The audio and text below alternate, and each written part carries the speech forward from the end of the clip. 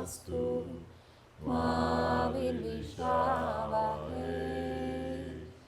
Om Shanti Shanti Shanti. Om Paz Paz Paz. Om Namah Shivaya. Acércate un poquito. Bueno, capítulo 2 sobre la historia de Siddhartha Gautama, el Buda. Vamos a retomar un poquito con lo que nos compartió Chris ayer, y entre los dos vamos a seguir hablando un poquito de su historia y empezar a tocar un poco sus enseñanzas también.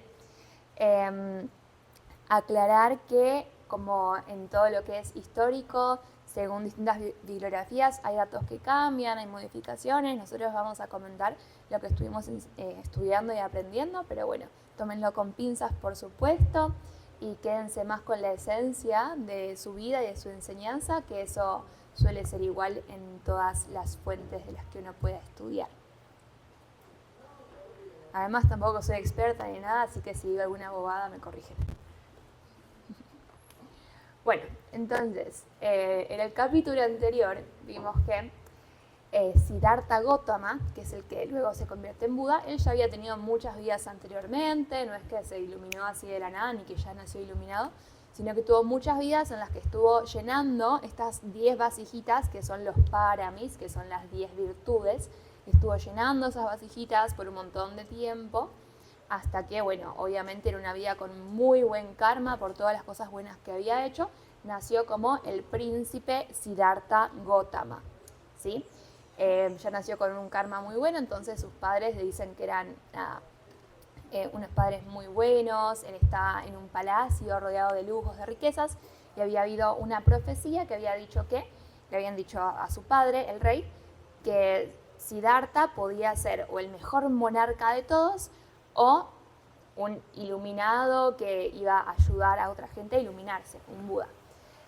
Como su padre no quería que esto pase, lo encerró en el castillo para que nunca pueda ver el sufrimiento, la vejez, la muerte, la enfermedad, y que no decida convertirse en asceta e irse por esos caminos medio raros, y que sea un buen monarca. Entonces, bueno, Siddhartha creció ahí rodeado de lujos en el castillo, sin ver como el resto del mundo. Toda la gente lo quería mucho, era muy bueno también con todo el pueblo, con toda la gente en el castillo.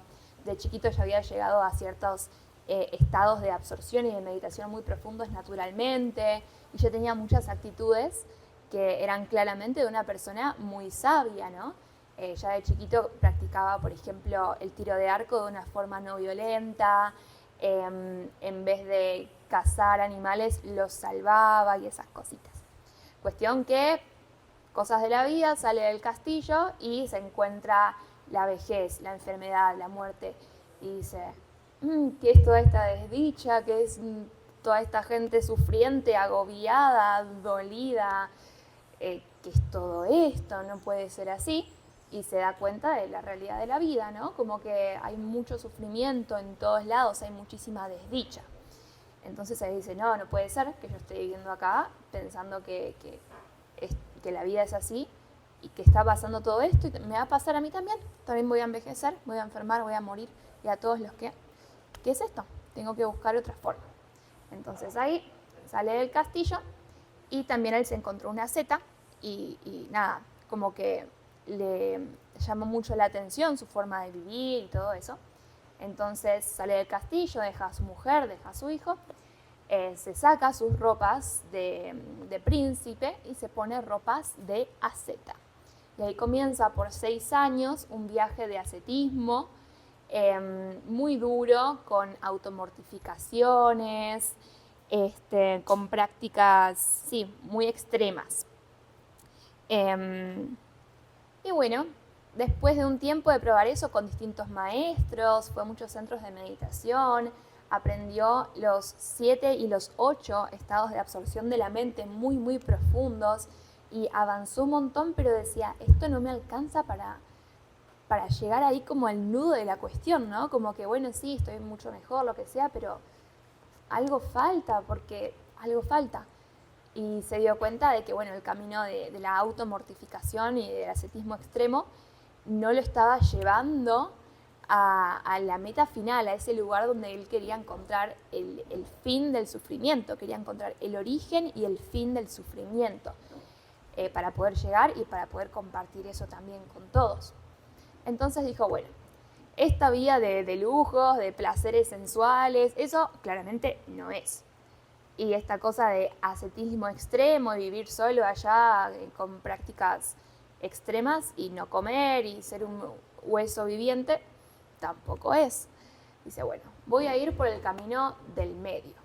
Entonces ahí ya, bueno, le ofrecieron comida, comió nuevamente después de mucho tiempo.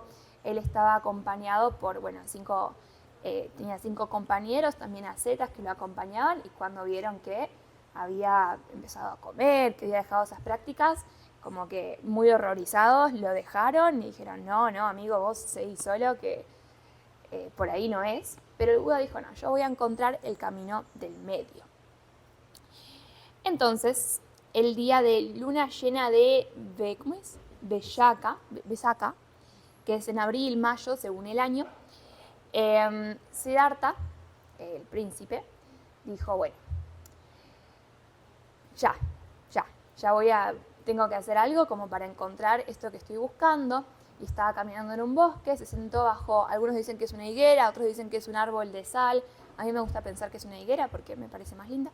Entonces pensemos que se sentó bajo una higuera y con Aditán, que es uno de los 10 paramis que nos mencionó Cristian, en las 10 virtudes, que es la firme determinación, dijo, yo de acá no me levanto, yo de acá no me muevo hasta que encuentre el origen y la erradicación absoluta, total, completa de todo el sufrimiento. Entonces dijo que iba a meditar y no se iba a levantar. Dijo, aunque se agoten mi piel, mis nervios y mis huesos, y se seque la sangre de mi vida, no dejaré este asiento hasta que haya alcanzado la suprema iluminación. En total pasó solamente 3 días y 3 noches, ahí sentadito pero sin moverse, y pasó la noche en profunda meditación. Y a veces nos preguntamos, bueno, ¿qué es profunda meditación? Para el Buda eso es explorar la realidad, la verdad interior. Eso es lo que estuvo haciendo todo ese tiempo. ¿Cómo? En plena concentración, absolutamente atento al respirar, a los sentidos, a las emociones, al flujo mental o a la conciencia. Eso es lo que estuvo haciendo esos 3 días. Por la noche despertó a la realidad tal cual es y pudo ver las cosas como son. Estas 3 palabras son clave, que después Cristian nos va a compartir un poco más y mañana vamos a profundizar en eso. Contingentes, transitorias e insubstanciales. Observando la verdad interior, vio que las cosas eran contingentes, transitorias e insubstanciales. Entonces pasaron las horas y Gautama empezó a llegar a niveles de concentración jamás alcanzados por nadie. Y bueno, como otros budas, pretéritos mucho antes que él, empezó a ser en su meditación atacado por Mara. ¿Quién es Mara? Mara literalmente significa el que hace morir y representa la muerte. También Mara significa el engaño, el deseo y la tentación. Sería como el Satán, como el diablo en otras tradiciones. Y por ende es quien sostiene el samsara, esta rueda de renacimientos, o el mundo de la ignorancia. Es muy interesante porque todos nos encontramos con Mara, todos nos ponemos a meditar y surge Mara ahí con la duda, con el deseo, con la avaricia, con la envidia, con el enojo, con la tristeza, con la pasión. Siempre surge Mara y es algo que todos conocemos, ¿no? Nadie es ajeno a ello y es muy claro cuando nos sentamos a meditar también. Desde una perspectiva psicológica, Mara es la alegoría de la dificultad en la búsqueda espiritual y hasta de los kleyas, que estudiamos también en yoga, que son las turbaciones mentales del buscador. Mara es la sombra y hasta podría argumentarse que desde un punto de vista biológico, Mara corresponde a nuestros instintos básicos guiados por la selección natural. Entonces Mara nos tiene ahí sometidos a todo este mundo de pasiones, de deseos, que como dicen todas las escrituras, o sea, en el Vedanta, en la Bhagavad Gita, siempre nos dicen el deseo y la aversión son el origen de todo sufrimiento. Mara es la que nos sostiene ahí. Entonces, bueno, Mara llegó ahí a la mente del Buda y empezó a atacarlo con todo. Dijo, claramente está muy determinado, yo tengo que acá sacar todos mis ejércitos. Entonces empezó ahí a atacarlo con todo y bueno, le empezó a mandar un montón de así mujeres todas sensuales para seducirlo, intentó que aparezca la pasión, que aparezca el deseo. ¿Y el Buda? Nada. Él observaba su respiración, observaba sus sensaciones en el cuerpo, se daba cuenta de que eso era transitorio, que nada más era transitorio. Y ahí se quedó, no hizo nada, no reaccionó ni siquiera mentalmente, él siguió ahí. Entonces Mara dijo, no puede ser, y le empezó a mandar hordas de monstruos, de las cosas más horrorosas que se imaginen. Y el Buda ahí siguió, muy determinado, no, esto es contingente, intransitorio, insubstancial, y ahí se quedó. Siguió respirando, siguió concentrado, siguió en esa presencia absoluta, sintiendo sus sensaciones y nada más. Entonces, finalmente, hay un viejo texto que es el Sutta Nipata, que relata una treta de Mara. Mara le pide, literalmente, que abandone la búsqueda y siga una vida convencional de ritos y buenas acciones para generar karma meritorio. Esa es la tradicional senda brahmánica, ¿sí? Y son cosas buenas, o sea, buenas acciones. Yo soy generoso, dono cosas, hago ritos, hago rituales y todo eso. Entonces Mara le dijo, bueno, pues puedes hacer eso, ¿por qué no? Pero Gotama le dijo, ¿de qué sirve el mérito kármico si se está resuelto a despertar? El mérito podría conducirle a un renacimiento celestial, pero la bodhi es el nirvana, la libertad total. Él no quería solamente tener los mejores de los méritos en esta vida, quería la plena libertad y no alcanzaba con hacer buenas acciones y con hacer ritos, rituales, con leer las escrituras. Entonces, bueno, Mara ahí ya intentó atacarlo de nuevo con la pasión, no funcionó, dijo, bueno, ya. La lucha contra Mara es una purga interna, literal es una purga interna. Todo eso que está ahí metido en el subconsciente, que hay nosotros tenemos muchas capas de todo eso, sale y sale y sale una y otra vez. Y no tiene que quedarse ahí como el Buda, bueno, contingente, intransitorio, insubstancial, ya va a pasar. Bueno, finalmente el Bodhisattva se mantiene ahí, firme en la concentración, concentrado, y lo supera todo, supera la codicia, la ofuscación, el deseo, los celos, todo. Él desarrolló una técnica para ver las cosas como realmente son y no como parecen que son, para ver la realidad tal cual es. Y eso lo hizo no mirando afuera, lo hizo mirando adentro. Y así entendió todo. Entonces, habiendo experimentado tal como son, el surgimiento de las sensaciones, su desaparición, que surgen y desaparecen, ninguna dura para siempre, ninguna. El disfrute de ellas, el peligro que conllevan y la liberación de ellas, el iluminado se ha desapegado y liberado.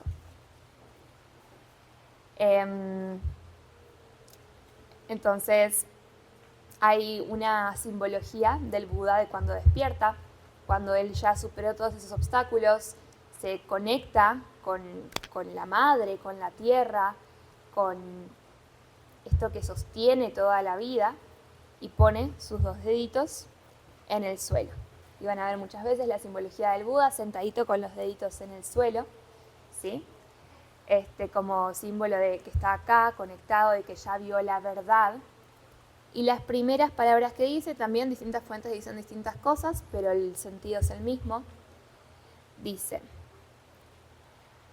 a través de incontables nacimientos vagué por el samsara, buscando sin encontrar al constructor de la casa. He nacido en la miseria una y otra vez. Oh constructor de la casa, ahora eres visible. ¿No puedes reconstruir la casa de nuevo? Todas las vigas y el poste central están destrozados. La mente está libre de todo el shankara. Se ha alcanzado la etapa libre de ansias. Esto es muy lindo porque también, bueno, los que estudiamos yoga, podemos acá ver cómo los Yoga Sutras de Patanjali están muy influenciados por el Buda. Entonces acá le dice: constructor de la casa, ya no tenés material para construir. ¿Y cuál es ese material? Son los sankaras, que son todo ese cúmulo de memorias que tenemos, de memorias de reactividad, de condicionamientos. Todo ese cúmulo que hay ahí guardado son los samskaras, que son lo que nos mantienen en esta rueda de sufrimiento, en esta rueda del samsara. Cuando el Buda observó todo eso que surgía y no reaccionó ante ello, y no siguió multiplicando esos condicionamientos, esas memorias, esas reactividades, llegó al punto en el que no quedó ni un sankara ahí guardado en esas memorias. Y eso es el material de construcción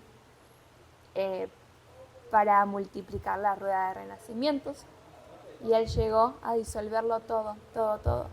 ¿Y qué hizo? Simplemente se sentó a observarlo con esa comprensión de la falta de esencia y de que absolutamente todo es impermanente.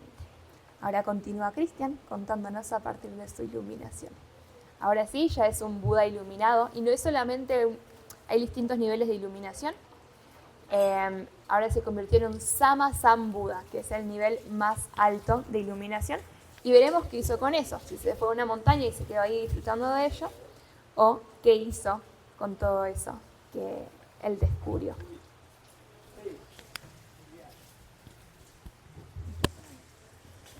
Sí. No, yo creo que no. No hablo muy duro.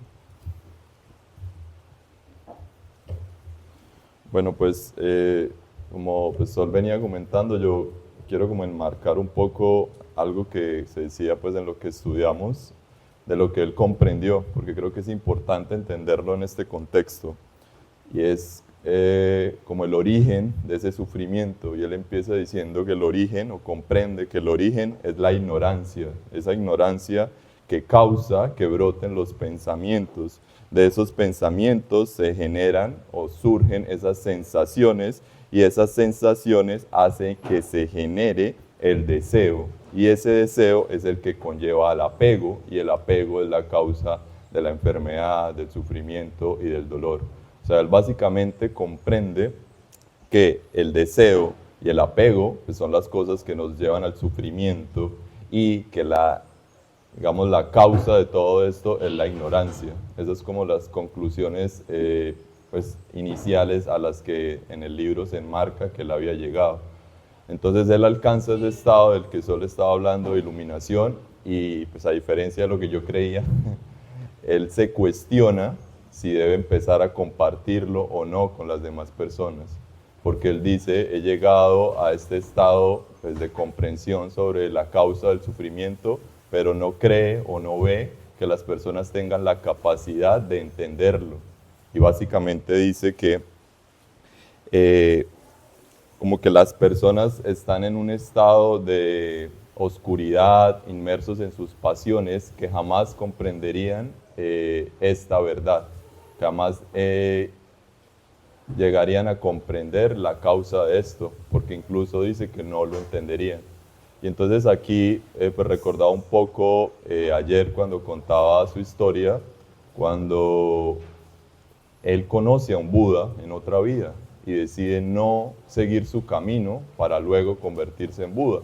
Y digamos que lo que yo entendí es que había hecho eso para poder, en otra existencia del ser un Buda, poder ayudar a las personas, poder brindarles ese conocimiento y ese camino.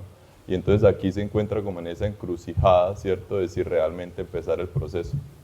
Se dicen muchas cosas de cómo llegó a empezar realmente a enseñar, pero para mí básicamente es la compasión, comprender esa compasión o esa compasión de entregar y de dar y de intentar que las demás personas lo comprendan, lo que lo lleva a él realmente a empezar ese proceso de enseñanza.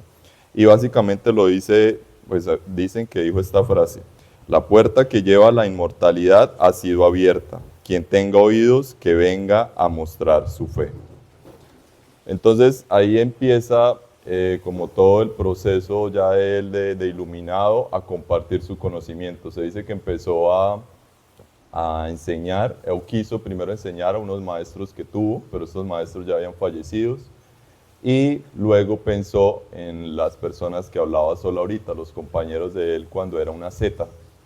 Entonces fue donde ellos, y aquí empieza como un poco como las joyas o los principios de lo que él empezó a predicar, porque ya empieza a establecerse y a decir que ya es un Buda, que ya es un iluminado, y les habla a ellos un poco sobre lo que entendió de eso, que no es ni el extremo de los placeres, ni el extremo del autosufrimiento y del dolor, y empieza ese camino del medio. Estas personas, al ver pues que él estaba en este estado, empiezan a seguirlo y se forma lo que en satsang anteriores pues se había explicado de la sangha, que es ese grupo de personas que tienen esa intención de llegar iluminados, realizan las mismas prácticas, tienen esa misma intención. Entonces, con estas 5 personas él empieza pues, a enseñarles todo lo que había comprendido, a enseñar sus prácticas y a guiarlos hacia ese camino. Ellos empiezan como un proceso en el cual no son como que se quedan quietos en un solo lugar, sino que van como de lugar en lugar, enseñando pues toda la comprensión que se había adquirido. Son mendigos, viven pues básicamente lo que la gente les quiera dar, y pues con esa luz y con esa fuerza que este ser había alcanzado, pues empieza mucha gente a formar esa sangha, se sigue creciendo, creciendo, creciendo. Se dice que cuando alcanzó un número suficiente, ya el Buda fue capaz de ver que muchos de ellos podían ya enseñar.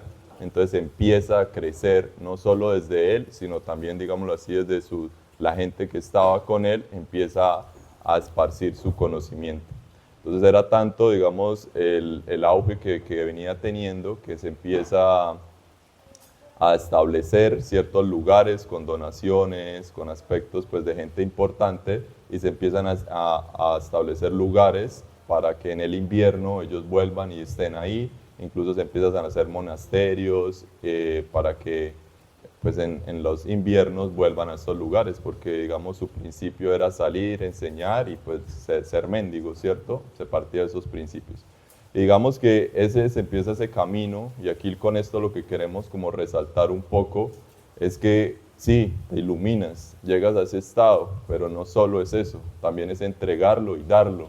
Y tal vez no es desde simplemente estar en un lugar, sino es de salir, de enseñar, de ir a un lugar, de ir a un lugar a otro, de mostrar tu ejemplo, que básicamente fue lo que hizo. Entonces queríamos un poco como resaltar como esta mirada de este ser iluminado también desde este punto, como para cerrar esta parte. Y pues simplemente ya como para cerrar un poco hasta dónde alcanzó a llegar, pues como su luz, su conocimiento, pues a medida que iba creciendo su comunidad, pues él sintió la necesidad de empezar a surgir unas normas sobre esa comunidad, sobre esa sangha que se venía creciendo para poder que esos lineamientos no se perdieran. Y finalmente, pues yo quería como resaltar que fallece a los 80 años, y me gustó lo que decía en en el libro porque dice que fue extraordinariamente humano. O sea, fue una muerte muy, muy humana según el libro. Básicamente iba de camino hacia un lugar con su sanga, con sus personas más cercanas, pararon a comer en algún lugar y que esa comida pues, fue la causante de su muerte. Y sus últimas palabras, según el libro, me parecieron muy bonitas y creo que viene con lo que Sol acaba de remarcar todo el tiempo en su charla, y es que la impermanencia es la ley de las cosas. O sea, simple. Y lo más importante para mí,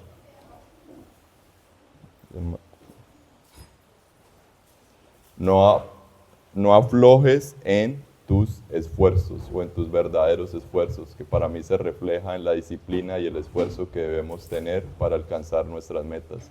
Entonces simplemente no es intentar un día sí, un día no, un día sí, un día no, sino muestra un poco ahí la importancia de hacer, de practicar, de no desistir, de persistir, de no dejarlo.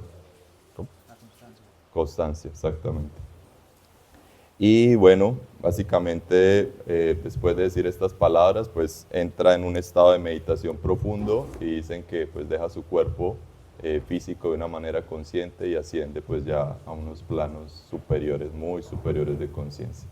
Y pues eso es todo por hoy. Mañana seguiremos. Bueno, Sol quiere decir. Quiero leer una cosita muy breve a eso de su muerte. Hay ciertos textos que cuentan algo que me parece muy, muy hermoso y que le dan énfasis a esto de que a veces buscamos como, bueno, los estados de absorción, de concentración, pero que lo hizo el Buda fue que enseñó, que fue completamente compasivo, y eso es lo que también nosotros queremos cultivar a nosotros mismos. Hay ciertas bibliografías que dicen que cuando, bueno, era claro que el Buda ya se iba a morir porque su cuerpo ya no daba más, que Ananda, que es uno de sus mejores discípulos, dijo, uy, en esta ciudad hay un montón de discípulos del Buda, vamos a avisarles, así vienen y le dan una ofrenda antes de que se muera. Entonces, bueno, el Buda estaba ahí medio moribundo bajo un árbol y bueno, va mucha gente, muchos seguidores y pasan y como que le dan una ofrenda. El Buda nunca pidió que se haga eso, pero Ananda dijo, bueno, como lo admiran tanto, que le ofrenden algo. Entonces había una fila muy larga de personas y llega una persona a la fila, el Buda ya estaba a punto de morirse, y dice, no, yo no le voy a ofrendar nada, yo de acá no me muevo hasta que él no me enseñe lo que él enseña.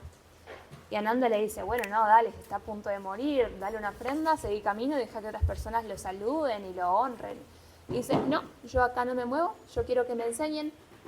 Si él es tan iluminado, que me enseñe eso que él sabe. Y todo el mundo como, ay, pero qué desubicado, ¿cómo va a pedir eso? Y ahí el Buda, desde ahí su lecho moribundo, lo llama y le dice, no, ven, eso es una persona adecuada para aprender el Dhamma, está pidiendo algo que calme su sed en este desierto y ustedes le dicen que no, que venga y yo le enseño el Dhamma. Y dicen que murió enseñándole a este hombre cómo liberarse. O sea, desde que se iluminó pasó esos 30, 40 años enseñando y dando, y murió enseñando, dando. Eso.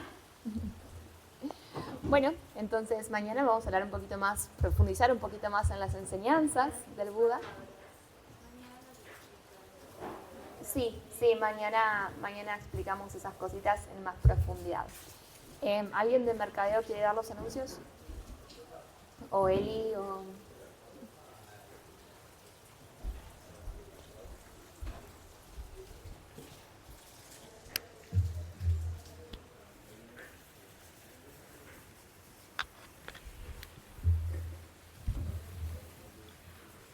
Bueno, tenemos este viernes 16 de mayo, inicia nuestro profesorado en yoga prenatal, entonces súper invitados a que vengan. Esto es una invitación para profesores de yoga que quieren profundizar en el cuidado de las próximas mamitas, ¿sí? En el momento antes de la concepción, durante la concepción y después del parto.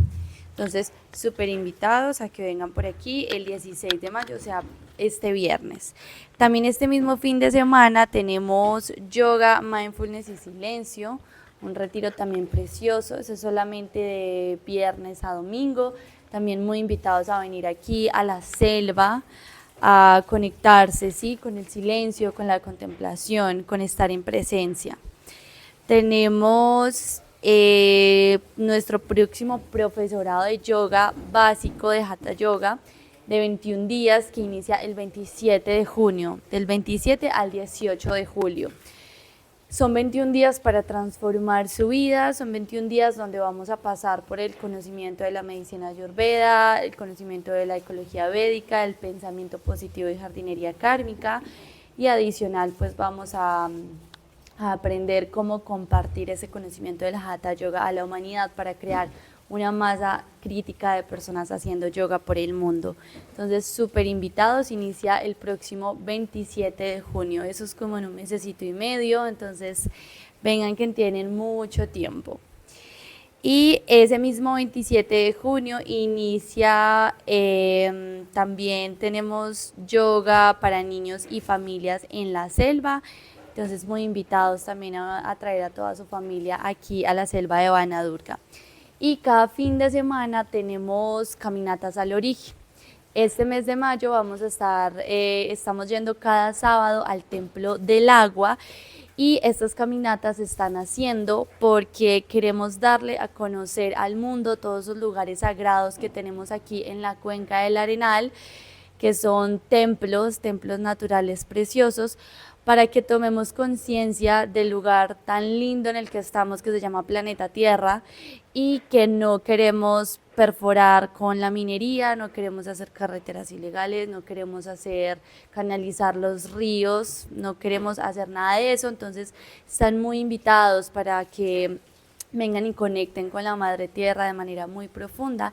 Y adicional queremos cambiar el concepto de ir como turistas a un lugar y más bien ir como peregrinos, ¿sí? Esas personas que llegan a pie al lugar y que en vez de quitarle le entregan algo, dejan el lugar más bonito y llegamos en otro tipo de conciencia.